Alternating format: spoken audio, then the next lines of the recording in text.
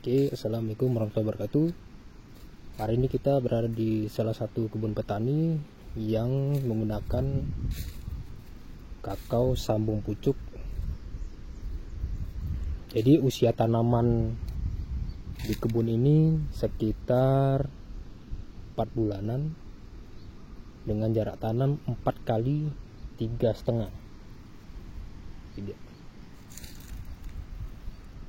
Nah ini. Jadi untuk yang harus kita perhatikan, biasanya di Aceh Tenggara ini jika menanam tanaman kakao ini biasanya diselingi dengan jagung untuk sebagai tanaman pelindung sementara. Makanya bisa kita perhatikan di lahan ini belum ada ditanam seperti pisang atau kates ya sebagai penang pertama. Karena petani di sini menggunakan jagung dia. Jagung. Bisa kita perhatikan di bawahnya bekas-bekas jagung.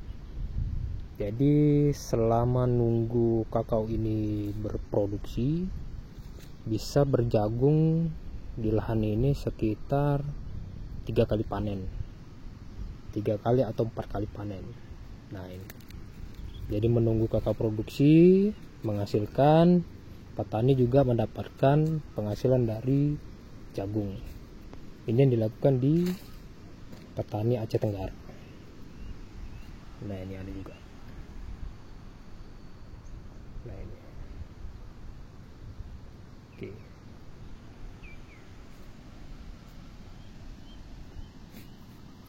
Terus ini adalah salah satu trik atau cara agar untuk menghilangkan hama yang menyerang tanaman kakao. Jadi dia berupa cairan yang memiliki aroma khas ya, agar hambanya tidak menyerang tanaman kakao yang masih muda.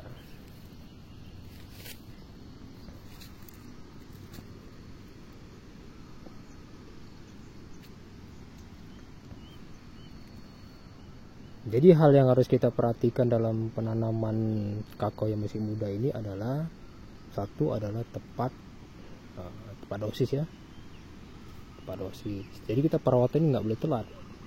Dari segi pemupukan, dari segi penyemprotan hama itu tidak boleh telat, karena kita anggap di sini kakao ini kan masih kategori kecil ya, bayi ya, jadi nutrisinya harus terpenuhi tuh. Karena cara kita di awal itu menentukan tumbuh kembangnya dari kakaonya ini nanti. Tapi kalau kita membiarkan nutrisinya tanpa kita lengkapi kebutuhannya nutrisinya, itu nanti di hitungan memproduksi itu pasti ada kendala. Kendalanya apa aja? Pasti pertumbuhannya tidak stabil atau kerdil. Dari segi buahnya itu juga bermasalah itu. Bermasalahnya apa? Bermasalahnya nanti di jumlah buah, jumlah berat, sama jumlah biji. Kecil-kecil nanti dia. Mungkin nanti bisa saya contohkan ya, dari pertumbuhan tanaman kakao yang tidak seimbang ya. Oke. Jadi luas kebun ini sekitar 1 hektar luasnya, hektar. Ini luasnya 1 hektar. Nah ini. Nah itu ada pembakaran ya, pembakaran jagung. Tapi secara yang harus kita perbuat itu tidak boleh, karena dilarang. Karena pembakaran di kebun ini mengganggu tanaman. Kenapa saya bilang mengganggu tanaman? Bisa kita perhatikan kakaonya yang di sekitar pembakaran. Nah ini terkena panas, bahkan ada yang gosong nih, hitam. Nah ini. makanya kita dilarang untuk pembakaran. Tapi ada juga yang bilang setelah kita melakukan pembakaran tanah makin subur. Sebetulnya kalau kita melakukan pembakaran di lahan, itu kandungan nitrogen di dalamnya itu akan menguap ke atas. Itu sebetulnya fakta yang terjadi. Boleh nanti dibaca semuanya dari jurnal-jurnal penelitian di Google ya. Apakah benar ucapan saya ini tentang pembakaran yang dapat mengurangi kandungan nitrogen dalam tanah?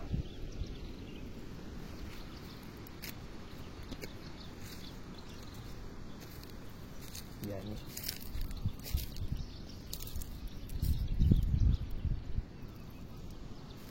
Sini rata-rata MCC 0245, S2, BB01 ya.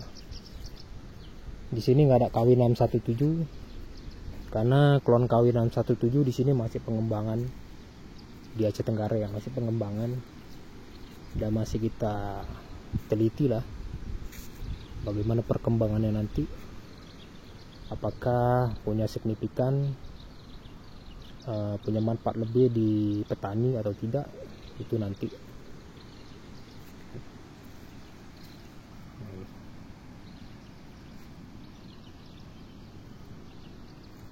Oke, mungkin itu saja yang bisa saya sampaikan untuk penanaman kakao yang di usia muda. Mungkin ada pertanyaan atau saran dan masukan bisa disampaikan di kolom komentar. Oke, salam sehat, salam kakao. Assalamualaikum warahmatullahi wabarakatuh.